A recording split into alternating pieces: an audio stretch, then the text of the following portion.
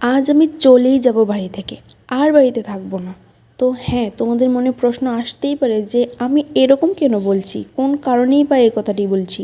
তো তোমরা সব জানতে পারবে, ভিডিওটা পুরো দেখো। সো হাই এভরিওয়ান, আমি গিয়েছিলাম বড়দির বাড়িতে। বড়দির বাড়ি থেকে এসে আমি স্নান টান করে এখানে আমার কিছু কাপড় গুছোচ্ছি।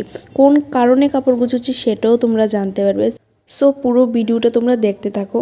তারপর আমি দুপুরের খাবার খেয়েছি। খাওয়ার পরই দেখো আমি আবার রেডি হয়ে গেছি। তো তোমাদের মনে আবার প্রশ্ন আসতে পারে যে আমি বড়দির বাড়ি থেকে এসে আবার কেন রেডি হচ্ছি। অ্যাকচুয়ালি আমি যাব মামার বাড়িতে।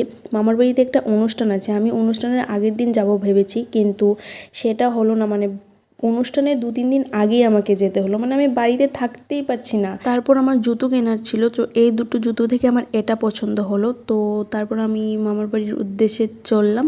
মামার বাড়িতে যাওয়ার পর আমি জানতে পারলাম যে ওখানে নাকি অর্কেস্ট্রা হচ্ছে। তারপর রাতে আবার রেডি ফেডি হয়ে অর্কেস্ট্রারে গেলাম। ওইখানে একটু নাচানাচি করলাম। তো ওই দেখো যিনি গাইছে উনি হচ্ছেন গায়ক। তো ভিডিওটা এই পর্যন্তই। বাই।